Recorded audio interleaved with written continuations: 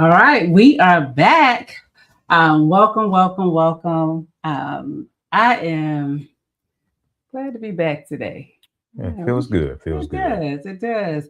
Well, we got a topic today. We're having a conversation about facts versus feelings in this thing we call the disrespectful tax.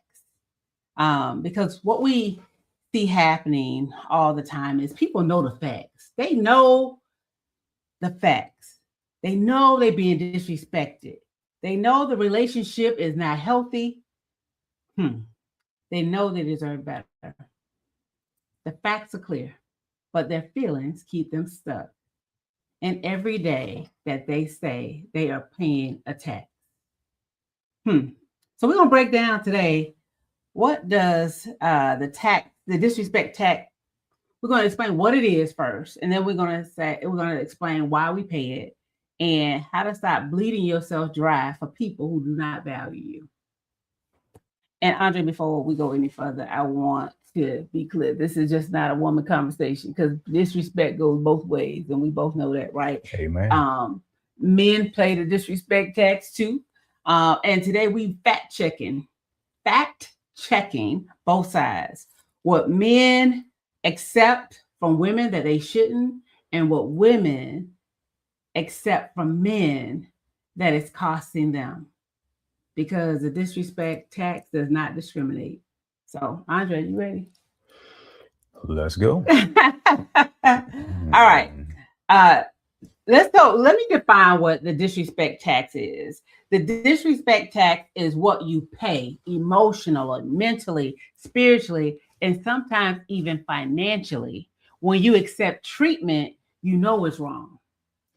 It's the cost of staying in a situation where the facts are screaming at you to leave, but your feelings keep you there. mm. Let me give you an example. The facts are, and I'm talking from a woman's perspective, he only calls you late at night. You know what that call is. Mm. The fact is, he's inconsistent. The fact is, he shows up when it's convenient for him. The fact is, he's disrespectful to you in front of other people. The fact is, he doesn't prioritize you. Those are facts. But your feelings get in the way. And your feelings say, but when we good, we really good. He's just going through something right now. He'll change. I love him. I love him. Mm. I don't want to start over. I've already invested too much time. Did that sound familiar? Let me toss it to you for a minute. Yeah. Okay. You said a lot already. Yeah, I know. Taxing. Mm-hmm. I guess when you think about that word, it's nobody really likes that word tax. Mm-mm. And we have to pay taxes. Right. Whether we go to the store or at the end of the year, we file taxes, and some people get things back, and some don't. Some pay in. Mm.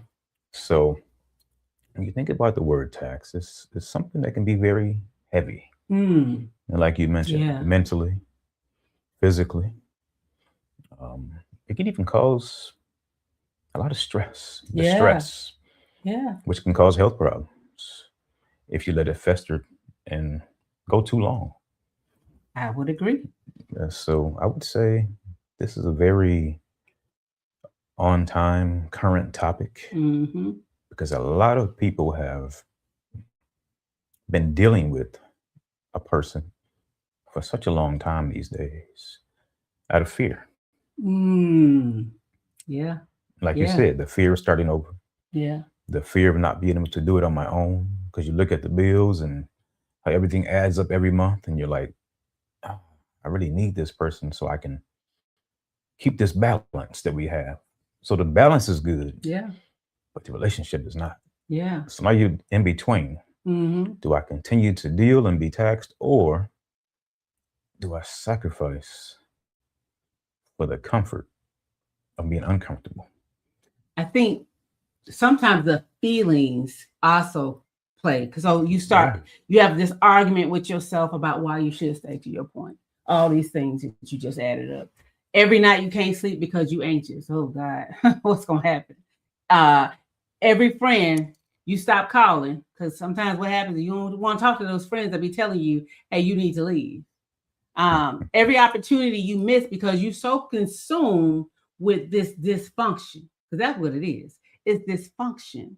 Every piece of yourself that you lose trying to make sense of someone else's chaos, the peace you lose, the self-respect you lose, the version of yourself that you lose.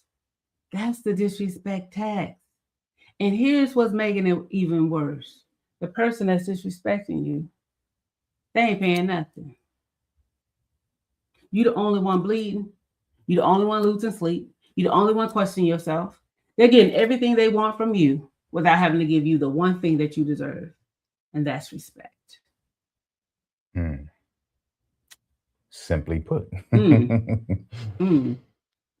Well, I think it goes back to some things we've spoken of before. Choices. Making that ultimate decision. Even before things start. Yeah. There's a big decision to make. Do I allow this person into my life and my space, or do I not? Right. But once you do, you've decided to take on whatever comes with it. Yeah. But in the midst of it, the knowing that you talked about, when you see things that you didn't see in the beginning, when you experience things that you didn't think you would experience because you saw this person a different way, we take this knowledge and it's like we just suppress it. Yes. Because we expected something different. We wanted something different. And you look at this person, they still look like they looked to us before we approached them. They still look good to us. We still want to be with them. And so we see what we want. That person's no longer really what we wanted. But we suppress for the sake of having, for the sake of feeling like we won the prize. I got a question because it goes into the next segment of why we pay this tax. Why do smart, accomplished, capable people stay in situations where they're clearly being disrespected? They know it. They have evidence. They have the fact of being disrespected. Why would you stay? What's that one word you talk about? One word? The hope that we have. And the longing that we have to be loved. Yes. To be accepted. And the desire to share this life with someone else. You know, we get on social media, we see people taking trips and you know, we see them flying out on the airplane, they on the plane taking a picture, they get to the beach when they decide to get where they're going and taking pictures on the beach and in the pool. We see all this stuff. See people enjoying life together, so it seems. And sometimes we look at these things and we want it. Yes. You know, a lot of single people probably look at this stuff like, man, I just need somebody to hang out with. You know, I need somebody to share some of these trips I'm taking with. It would be nice to have somebody with me. And then you tell you, I'm okay by myself, but it's always that but. If I just had somebody to take a trip with, if I just had somebody that would just take me out sometimes. So it's that longing to feel loved. Yeah, yeah. Sometimes even to feel pretty or to feel handsome, but to feel relevant, to be seen, to be heard. It's that longing. So if you have that longing, right, all those things that you just listed, why would you stay in a relationship where you ain't getting it? I think some people, they feel like it's easier to try to work on myself because it's me. So sometimes you take the blame off the other person. Sometimes you will ignore their or camouflage your actions and you'll put it on you because you want it so bad. Yeah. So you keep adjusting. Yeah. You keep telling yourself, well, maybe if I do this, you keep trying different things because you are the one who really has that longing for it. So you want to make it right. All right. Now, I'm gonna tell you that hope is very expensive, especially when it's not based on evidence. If someone has shown you who they are consistently for months, for years, hope is not a strategy, it's denial. You in denial. And here to tie in what you just said, because I wrote some stuff down. There's some stuff that I want to talk about because there's I think there's more to it. We pay disrespect tax because one, you just said this. Well, you said some of this. I'm gonna say one is we confuse longevity with value. I've already put in 3 years. I've already put in 5 years, 10 years, 20 years. I can't walk away now. Right? But you know what's more expensive than leaving after 10 years? Staying for 11, staying for 12. You're not getting a refund for those years. You're just adding more debt. Two, we're afraid of the alternative. You said this. Being alone feels scarier than being disrespected. I'm going to say that again. Being alone feels scarier than being disrespected. Starting over feels harder than staying stuck. Yeah. 3. And this is for my women because I want you to sit in real close. Come on. 3 is we think we can fix it. Tell me if I'm wrong. I'm talking about experience. I'm talking from experience is what I'll say. We think if we just love them better, if we just communicate a little clearer, we just try harder, be more patient, give them one more chance. I'm gonna give you one more chance to get it right. They'll finally see my worth. They'll finally change. But I'm gonna tell you something. And I think you said this in our time together is I can't make you happy. Your happiness starts with you. And you can't make nobody love you and you can't make nobody value you. And trying to do that is going to cost you everything. Well, when we think about not wanting to be alone, not wanting to start over, sometimes people get tired.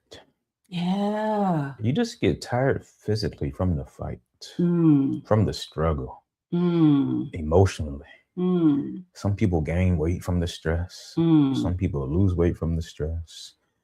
It just takes a toll on you mentally and physically. Yeah. And you tell yourself, I cannot leave this with the idea or possibility of going into something else and starting this cycle all over. I don't have anything left in me to give. So you get complacent and you just settle. It's like you just slump in your seat because you're so tired. I don't have anything else to give. I definitely can't start over because I don't know what's next. So you make a list of good and bad, benefits, and the things that aren't benefiting me. And you'll convince yourself that the benefits outweigh what's not beneficial anymore, just so you can feel better about staying. Another thing is some people, when they sat in it so long, they think this is the best and this is as good as it's going to get.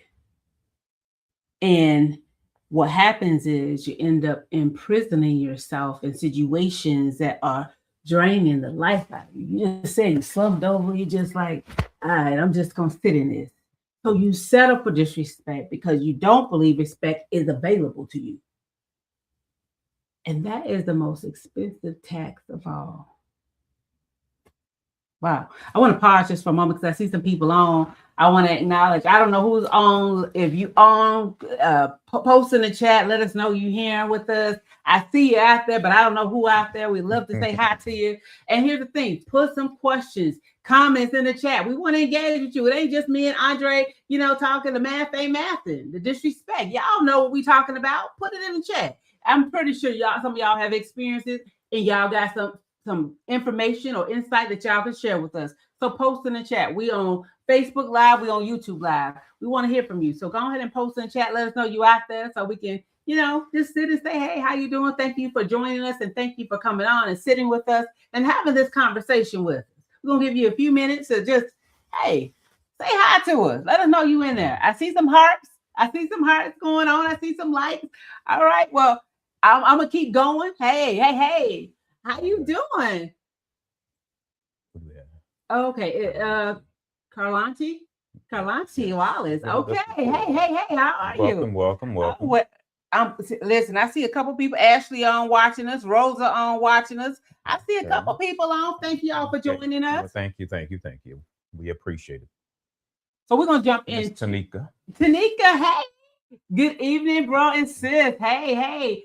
And everyone else joining tonight. Oh, yeah, we are in for a treat. Ooh, we got some things we're going to talk about because now we're going to talk about where it comes from, where the disrespect comes from. Now, we got quite a bit tonight, and I don't know if we're going to get through all of it tonight. So if we don't get through all of it, we're going to continue it in our next session because this is good. And I don't want to rush through this piece because it's happening so much to a point that it's really impacting us, not only mentally, physically, spiritually, but even our health, to your point of we don't really understand sometimes how all this stuff connects.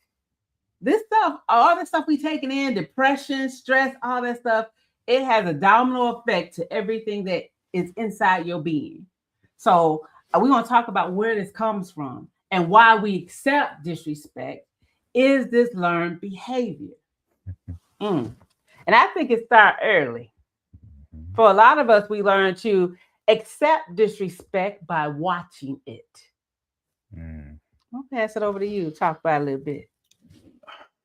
You took another angle with it, but that's a good one. Yeah.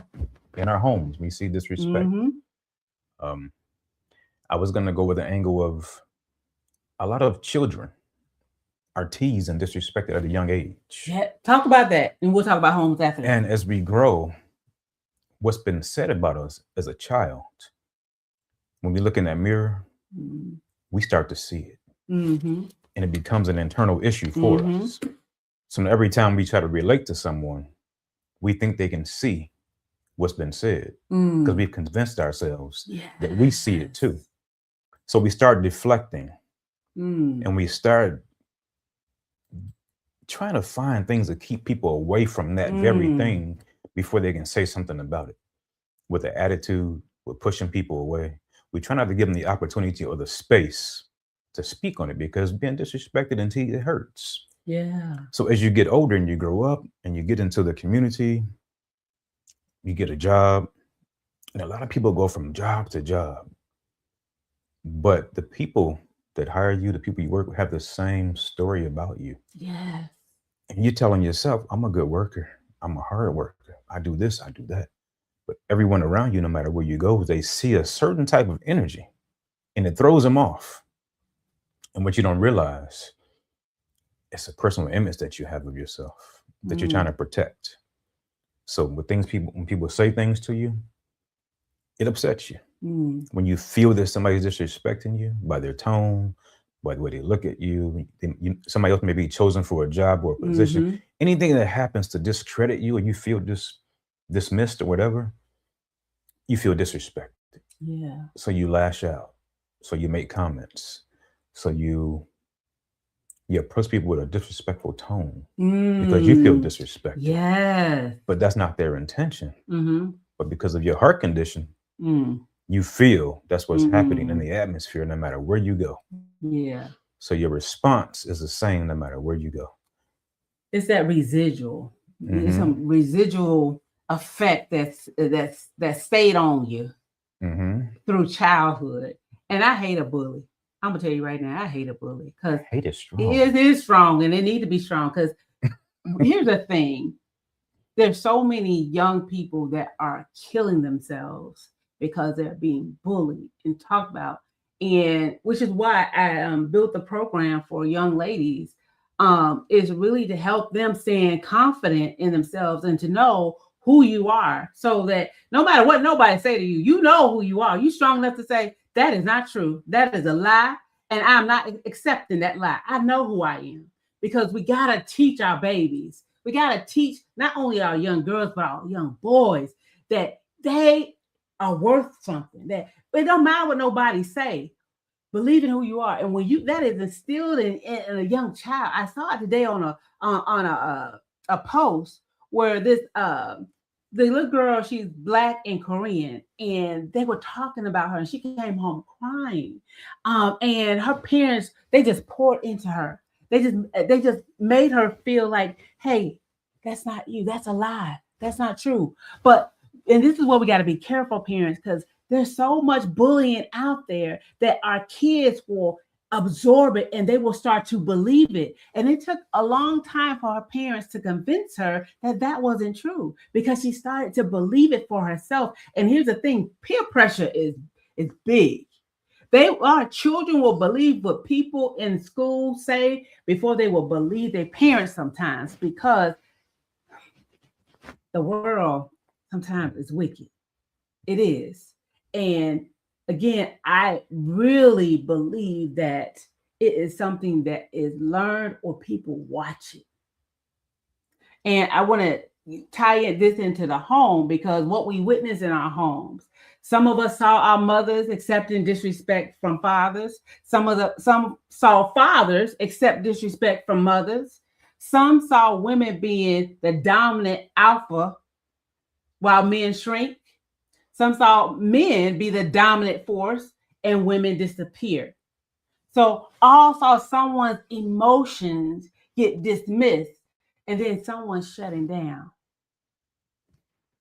So the point of this is it goes both ways. Some grew up watching the disrespect.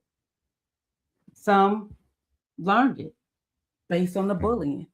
So when you talked about the bullying, sometimes people put on this defensive mechanism and they'll do one or two things. They'll get mean and they will attack it before it comes to them, or they will joke about themselves. They'll put themselves out there first. And again, all of that is adding to what you think about yourself. And while we go to jobs or whatever, you may try to present yourself a certain way, but that residual is still in effect. And people can feel energy. So imagine being 6 years old and being teased because your teeth came out at 5, but they grew back. They came back big. Mm-hmm. You may have a larger nose, mm-hmm. a larger head, anything. The kids may notice. Yeah. And you get teased about it. Mm. But then you see the guys that, people always say they're handsome and they have pretty, nice hair, mm-hmm. and a pretty girl or whatever. And you look at this and now you start to see a difference. Mm. And now you start to feel a certain way about yourself because you don't feel pretty enough. Mm-hmm. You don't feel good enough. Mm-hmm. And you start to not like yourself. Yeah. And it causes depression. It causes you to shut down, to stray away, to not want to engage. Yeah. And then it causes, like you said, it also causes a fight or flight mentality. Mm. Now when somebody comes at you, because we look in that mirror, well, I can't get rid of my big teeth. Well, I can't get rid of my larger nose. This is who I am. I see what I see, but I can't do anything about it. So now, anytime somebody says something, I'm fighting. Yeah. And it causes anger. Yeah, it does. And it causes you to lash out. It also causes, I'm going to speak from a woman's perspective, it causes you to lose your self-worth. And again, you compare yourself to different people and not really looking and accepting yourself for who you are. You're beautiful. And I think about the scripture where it says, you are fearfully and wonderfully made. You're made in God's image. So if I'm made in God's image, listen, I'm royalty. What? I don't care what nobody say. Listen, and that's not cockiness. That's not arrogance. That's confidence in who I am. Because I've been in that space where I didn't feel worthy. I've been in that space where we try to be the people pleasers. We want to please everybody because we want people to like us. And that takes away from who you are. So I think all of that really just strips away the bullying, the learning, the behavior. I want to also tie it into the things that went back generation to generation, messages that we received as women. Again, I'm talking from a woman's perspective. I'm going to have Andre talk from a man's perspective. But we received messages like, a good woman stands by her man no matter what. And I got one that said a piece of man is better than no man at all. Or marriage is hard work, which became code for accept whatever he does. Listen, it's hard work, y'all. You just got to accept that. Don't air your dirty laundry became I suffer in silence. Meaning I can't talk to nobody about what's going on, even though it's tearing me apart because somebody in my family said, don't be telling people your business. But how do you heal? How do you move forward if you keep it all stifled in and you can't talk to nobody about it? Or he's the head of the household. That becomes his needs matter more than yours. Yes, the man is the head of the household, but respect goes both ways, right? Keep your family together at all costs, even if it costs you yourself. These are messages that have been played down from generation after generation. Or if you're a strong, dominant woman, you receive, you strong, you can handle anything. Yeah. Don't let a man control you. I tell you, I got that message loud and clear. You don't need a man for nothing. Be independent. Have your own money. Have your own stuff. Don't take nothing from them because then they're going to think they control you. And I went with that mentality for a very, very long time. And then I became disrespectful when my husband tried to, he was my husband at the time, but when he tried to help me, I became disrespectful because I'm like, no, I'm not taking that. I don't need you. Because that's sometimes what independent women think, like, I don't need you. Or they'll flip it and try to control the man. And so he can do whatever he wants, whatever she wants him to do. What about men, Dre? Talk about that. I guess one saying that really bothers me that men say, happy wife, happy life. Yeah. And it bothers me because I feel like you take on responsibility of someone else's life to ensure every day that they don't feel the reality of the relationship. Yeah. I feel like you compromise who you are as a man and taking your stance as a man because you're so focused on her not feeling anything that's uncomfortable, unpleasant. You're taking on that duty as if you're God. And I feel like you put too much stress on yourself. And I hear men say, my woman's not going to be doing this. She's not going to do that. I'm not going to let her do this. But she's there to help. You're supposed to do things together. But I think some men handicap women. And then when it's time, say you get hurt or you lose your job or something, and you've been this person that wants to keep everything together. Yeah. And now you can't. Yeah. But now you've established this atmosphere. What happens? Now she's looking at you like, well, what if she says, we'll figure it out? Yeah. And you're looking like, well, I'm down right now. But you created this. Yeah. So for me, it's better to do it together with the understanding of how you can do it. Right. It's between the two individuals. But I'm not responsible to keep someone happy. Right. I'm responsible to be obedient to God and do what I'm supposed to do according to his word and continue to allow him to teach me how to love you daily as we go through the transitions of life, the transformation of life, the renewing of our minds and being cleansed from the things of this world daily.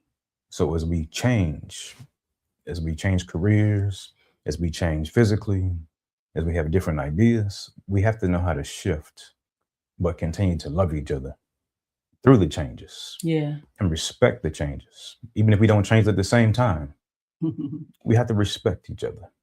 Keem said, happy spouse, happy house. But see, that's the thing. I don't want a house. I want a home. Oh, so what's the difference between a house and a home? I can go buy a building and live in it. And we can coexist. But see, a home to me means we've established this together. We're doing this thing together. And we have an understanding of what we're doing and how we're doing it. Yeah. We're creating something together. Yeah. Not just one-sided, not just, I'm not going to not let you do this. You might want to do it. It might be something you like doing. But because he's laying this down, like, I got you, I'm gonna do this, I'm gonna do that, you may feel like you're not needed. Because that might be something you're strong at. I don't know. Whatever the case may be. I just feel like if we do it together, it works out better. Yeah. Okay, I want to stop for a minute because I want to acknowledge some people that are on. Felicia, hello, my friend. Good to see you. We have Sis on. Tanya, how you doing? How you doing, sis? We already said Tanika and Ashley, and we got Akeem on YouTube with us. So we got some people on with us. So thank you for coming on. As we continue to talk about disrespect, another thing that I wanted to bring up is talking about trauma responses, because sometimes accepting disrespect is a trauma response. And what I mean by that is you may be fawning, which is FAWNING, which means you people pleasing to avoid conflict because conflict wasn't safe growing up. And men and women do this. It could be freezing. That means you're shutting down when you should speak up because that's how you survived. Or you learned helplessness, believing that you can't change your situation because every time you try as a child, it got worse. Or if you grew up in a chaotic mess, regardless of who was causing it, you might be drawn to chaos because it's what your nervous system knows. Peace feels uncomfortable. Being calm feels suspicious. Looking at what? Why is calm? What's gonna happen? You're always on a expecting something. So you stay in the dysfunction because that's what your body recognizes. Trauma is a key word. Because a lot of times we don't know people's past. And if you didn't grow up with someone or you didn't witness what they went through, when you meet someone, you don't know everything about them. It may be a part of their life they don't share with you. Yeah. It may be a moment in their life that they are reluctant to share. Yeah. Because it may feel like it may push you away. So trauma, it happens in many different ways. Yeah. Some people are beaten as children, as young girls. Some people are traumatized verbally. There's a lot of ways that people can be traumatized. So a loud voice can be a trigger. Getting too close with that loud voice could be a trigger. Yeah. You know, so we have to be careful about how we respond. Yeah. And how we react to people and ask questions. Yeah. You know, why do you have the responses? Why do you, when I come into a room, why do you always jump with only 2 people in the house, but every time I come in, you're jumping? Well, here's the thing. If you're being disrespected by that person, they don't probably care if you is jumping. They probably just, whatever. Because again, I think most times from a trauma response person, if they're allowing disrespect, that's what their body recognizes. So they're not trying to tell you anything. It's like they're being overly cautious because they are getting disrespected by that person. So I like what you said too, but I'm just saying on the flip side of that, if somebody's disrespecting you, they're not even gonna probably acknowledge or be aware of some of those trauma responses or reactions that you may have. So what if it's the norm? Yeah. What if you've normalized it? Yeah. It's something you're used to from relationship to relationship. Yeah. Because some people will look for the same type of person. And when they find a weaker person, they'll treat them the same way. Yeah. Yeah. So that's their norm. And that's what they expect you, they expect you to respond. Yeah. But I think sometimes disrespect is a sign of sometimes a misunderstanding. And with the misunderstanding, it can cause certain feelings to fester in your heart. Yeah. Yeah. All because of a misunderstanding, something you're reluctant to speak on or talk about because it hit you in a vulnerable moment. And it's kind of stumped you. Yeah. That person would do that or say that. And they said they love me. So how could they do or say something like that? And you refuse to talk about it because it hurts so bad. And you're waiting for them to realize what they did because they said they love you. Yeah. And when they don't, a day goes by, a week goes by, you're like, wow, they must have really meant that. Yeah. So how do they really feel that they would do that to me or say that to me in that way so harshly? Yeah. And so with such a serious tone and demeanor. So now you're in a place where you're like, that hurt. Yeah. So you're left with this misunderstanding of why that happened. Mm-hmm. And I think it causes you to become resentful. Yeah, I think it does. And I think the reason why some people stay, and I think about this from, we talk about, we talked about the chaos, the trauma responses, but then there's an attachment, right? There is a couple of those, and I wrote this down. If you have had inconsistent love growing up, sometimes you got affection, sometimes you got neglected, you might develop this anxious attachment where you accept disrespect because you're trying to earn consistent love. You're hyper vigilant because about their moods and their needs. You're terrified of abandonment. So you accept less than you deserve. You've learned to love. You've learned that love is something you have to work for, not something that is freely given. And then it may have, if you had an avoidant attachment, maybe you were neglected or your emotions were dismissed, you might accept disrespect because you don't believe that your needs matter.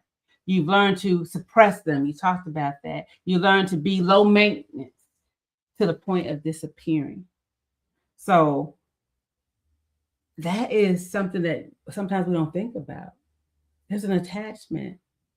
I didn't get the love that I needed. So we searching for something that's consistent. And we'll take whatever it is, even if it's disrespectful. At least he loved me. At least he's showing up. I may only get an hour, but at least he showed up. And it goes back to what, I was told back in the day, a piece of man is better than no man at all. So I just accept a piece of him. Whatever I can get, I just want to hold on to this piece. At least I got something that's filling this void in me. Relationships. Mm-hmm. Mm-hmm. Well, sometimes it goes back to the longing when I heard you talking, that longing just to feel accepted. Yeah. To feel like somebody wants me, to feel good enough for somebody. Yeah. To be worth something. Yeah. We all want to feel that. Yeah. We don't want to be disrespected. We don't want to feel less than. Yeah. But it comes down to decisions. Yeah. Making the right choices. Allowing the right person into your personal space, into your life, into your home. And realizing that you don't have to settle. Right. If there's not the right person, you realize that in the beginning, but sometimes you push past. Yeah. And now what we wanted as a companion just becomes company. Yeah. Wow. What I learned about respect, though, because everybody deserves respect because you're human. Just for that simple reason, you're a human. Not because you earned it, not because you're strong enough, not because you provide enough, because you are human. And accepting disrespect is a learned behavior. It's a learned behavior. What did I always tell you? What's that? What's accepted? What's accepted is acceptable. If you accept it to the other person, it's acceptable. And if you don't say anything about it, it's going to keep happening. You may be afraid to say something. Like you said, going back to that trauma. Because speaking may lead to some form of violence. Yeah. Yeah. Or backlash. A lot of men feel disrespected in certain ways. And it could be from the learned behavior. Yeah. Yeah. Watching the mom say something to the dad and how the dad responds. And that's his response. Yeah. And I'm glad we're talking about this because again, you see this all the time where there's just a blatant disrespect and people standing. I'm like, why are you standing there? You know, you deserve so much better. But I can say that all day long. But that person doesn't believe it. If that person doesn't think that they deserve it, it's like I'm talking to a brick wall. It's bouncing off. It's going in one ear and out the other, as old folks would say. Like they're not listening. And that breaks my heart because so many men and women are being disrespected, I would say. And it seems as if this is the best that I can receive right now. So I'm just going to take this and sit in it. And I don't know. Andre, I want to ask you a question because I mean, I know from a woman's perspective about disrespect and receiving disrespect and what that looks like, what that feels like. But from a man's perspective, would you just take us and tell us a little bit about, from a man, one, how do you feel when you're disrespected? And two, what does that look like?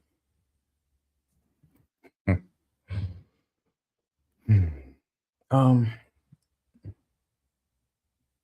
question was presented to me, so I'm answering for me. It doesn't apply to everyone. But for me, because I try to, not that I always succeed, I try to respect people. I try to be aware of people's needs. I try to be kind and helpful. And that's just how I feel that I try to be. Mm-hmm. So sometimes you want to receive what you give, especially when you try hard at it. Yeah. Not that I always succeed, like I said, but I try hard to respect, to be kind, to be helpful, to be present. Yes. And to be aware. But when you don't receive it, that's also disrespectful. Yes. And not that I do it because of that reason, but I feel it should be mutual in some areas because some people have stronger areas than others. Yes. So for me, it feels like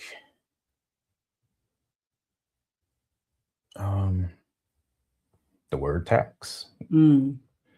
Sometimes it can feel like you're being taxed because you start to feel drained. You keep giving and giving, and you don't feel like you're really receiving in the way you want to. Yeah. So you feel like, okay, are my efforts not good enough?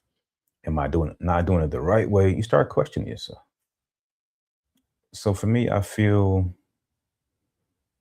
sometimes like I'm not getting it. Mm-hmm. What am I not doing right? Am I taking the wrong approach? You start reevaluating. In some instances, depend on what it is, you feel dismissed or unseen, unheard. Because disrespect comes in many different forms. When someone's not listening while you're speaking or not attentive as you would like them to be when you're speaking, that's disrespectful. When someone is preoccupied, you have something to say, and they won't give you the attention, sometimes it feels disrespectful. I don't know. It just depends on what's happening, when it happens, how it's happening.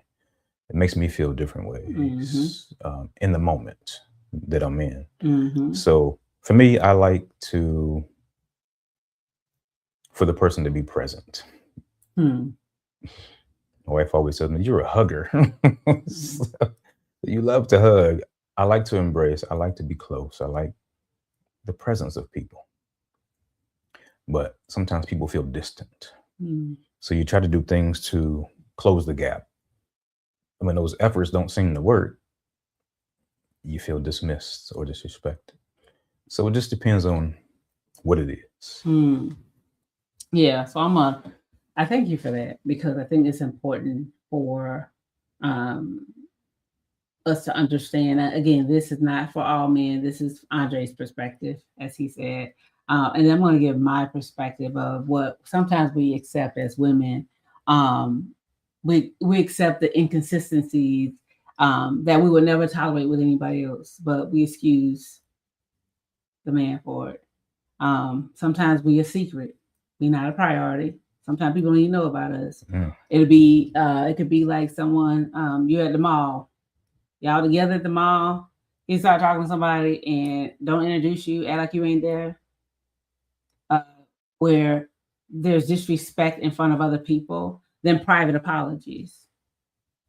Being the only one putting in effort while he just coasts. Or weaponizing parenting when he may use the kids to punish you, right? The tax we pay, women, is we lose our peace because we obsessing over what he not doing. Tell me if I'm right or wrong. I'm just putting it out there. If I'm wrong, let me know. Put it in the chat. We lose our joy because we're too exhausted managing his chaos.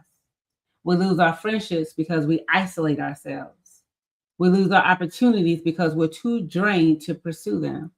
We lose ourselves because we don't know who we are outside of trying to fix him.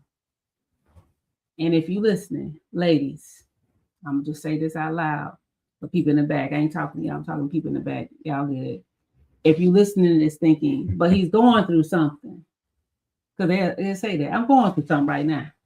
Or, but when it's good, it's real good. It's really good.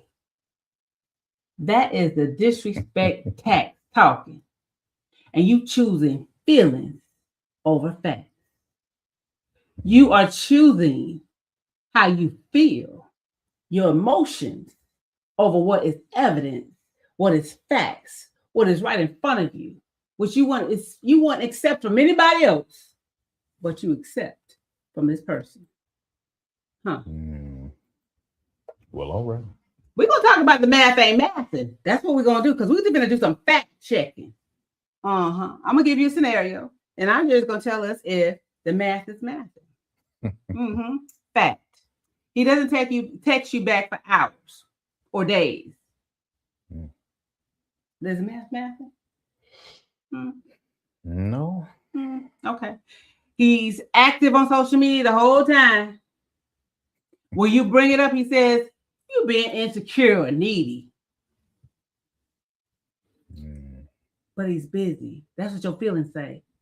Your feelings say he's busy. He's stressed. I don't want to be that girlfriend. All right. Example 2. Fact. He only wants to see you late at night. What's that? What's that called? Everybody over 21? Yeah. We ain't got no kids on here. Okay. That's a particular type of call. We won't say the first word. Okay. But they know what it is. Yeah. You've never met his friends or his family. That's fact. Fact. He doesn't post you on social media, but he on social media. Hearting and liking everybody else think. I'm just saying. Fact. He's vague about his schedule. And here come your feelings creeping in. Oh, we're private. He's not into social media, but you see him out there. He's protecting. That's what it is. That's what it is, Tanika. I ain't gonna say it, but that's what it is.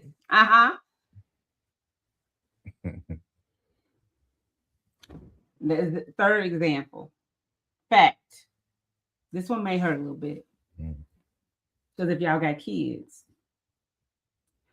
he uses kids as weapons to punish you. Fact. He's inconsistent with seeing them.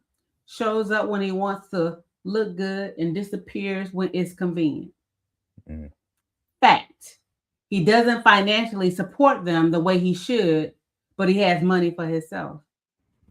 Hey, I'm putting it out there. Y'all know. I'm just putting it out there. Fact. When you address it, he makes you the problem. And here come your feelings creeping up in there. I don't want my kids to grow up without their daddy. I need to keep trying to make this work. I don't want them to listen. Maybe if I'm less confrontational, maybe if I'm nice to him, Andre, tell me what disrespect tax that person paying. I done gave you 3 examples. They got facts. So many facts. So much evidence. But them feelings, keep creeping in. Well, you're telling yourself, I'm not as important as the other person. My life is not as relevant as the other person's. I don't deserve what I'm entitled to because of God's word. Yeah.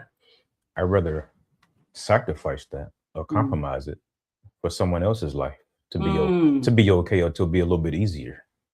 So I'll take it easy on them and make it harder for myself because of whatever your because of is. You have to finish your own sentence. But because of this, I'm going to sacrifice myself, my peace, my sanity sometimes, my health. Yep. People walk around with migraines and wonder why they can't get rid of them. There's someone attached to it. Them soul ties. Yes. Walking around with these aches and pains in your chest, your head, and everywhere else. Yeah. Something's always on your mind. There's something attached to it. Something subconsciously weighing you down. You're being taxed every day by a situation or a person. Here's the thing. Ladies, listen up. The disrespectful tax that Andre just talked about that you're paying, you are so focused on what he's not doing that you can't even focus on what you need to be doing for yourself and for your children. Because you're giving him all the energy. You're so focused on that. You monitoring him, you managing him, and you hoping he gonna step up. Instead of accepting the fact, the evidence that has been given to you time and time again, that he has shown you exactly who he is. And let me tell you something, people do change. Let me tell you, they do change. However, you can't make them change.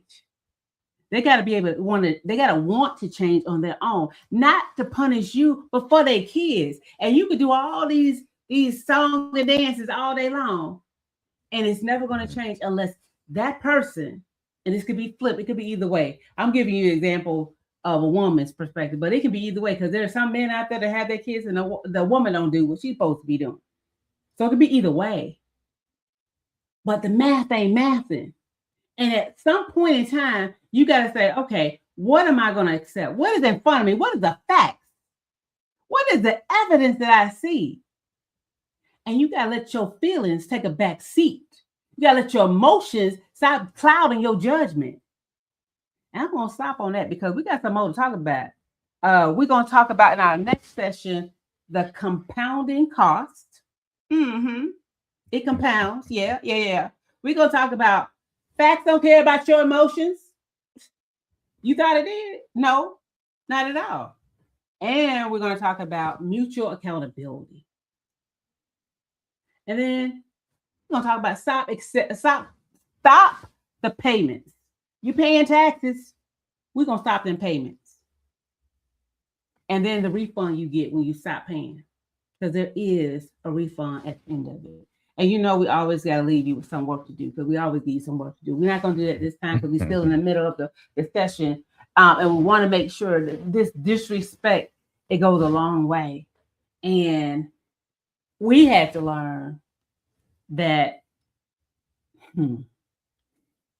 I'll just give this example. When Andre told me, he was like, "What? I'm your man. Why would you disrespect me? What you talking about? I'm just saying what I need to say. What are you talking about?" I didn't really understand what I was saying was disrespecting him because I was just doing what I had learned. And until he's communicated that to me, then I started saying like, well, hold on a minute. Let me make sure, what I say is with good intent. It's from the heart. And it's not with attitude. It's not with venom. And sometimes you got to do some introspection. I talk about that a lot. The introspection, look at self, right? But also, a person can't read your mind. If you're being disrespected and you don't say anything and give them the opportunity to change, nothing changes. But on the flip side of that, if you've been disrespected and you say something and they don't change, that's facts. And I got one last thing to share with men. Go ahead. Sometimes we become silent Mm. because we don't want to deal with Conflict. certain ways that Mhm. women have sometimes. The loud voices, the attitude, the mood swings, Mhm. the change in the atmosphere from the facial expressions or the energy that changes all of a sudden and we don't understand why. Whatever it may be. And I've done it. You know, I just, you know what? I don't know what's wrong. I don't know what just happened. I'm just going to lay low. It is what it is. Or sometimes it was up and well, here we go again. Mhm. It was like, why is this mood swing always happening? Why are there such quick triggers? You know, it was always a why is this? Why is that? I didn't understand some of it. So I would shut down and not deal with it. Mhm. But even though you seem to not be dealing with it, even though you seem to not even hear it anymore or let it bother, it's chipping away at you. Mm. Because at a certain point, you don't want to hear it. Mm. You don't want to see it. You don't want to feel it. But for the sake of keeping peace or for the sake of self-control, sometimes Mhm. you let it go. Yeah. It's a fight or flight situation. But my advice would be to speak on it. Mhm. She may be emotional. She may get louder than you, which may happen most of the time. She may express herself in a different way, use a different choice of words than you would like. Whatever it may be. But at least express your dissatisfaction when you're feeling disrespected. That way she will understand. In this moment, this is how I feel. When you do this, this is how I feel. Mhm. Now, whether she respects that or not, or honors that or not, that's not on you. But you've Mm. spoken it. Yeah. Instead of sitting there taking it in as if you don't hear it, you don't see it, you don't feel it. Mm. So say what you feel in the moment that you're feeling it. So there can be an understanding, or you can establish an understanding. I mean, that's what I have to say to the men. Speak up. Yeah, that's good. That's good. Again, gotta communicate. Goes back to communication. And we thank you all for joining. We are coming up on time. And again, we're going to continue this conversation in 2 weeks. We'll be back and we'll be talking about the math method, the disrespect tax. So I appreciate you all. Thank you all for coming on. I see Chanel, Leah came on too. So thank you so much. We appreciate you. Until next time, we'll see you later. God bless. Thank you for tuning in. When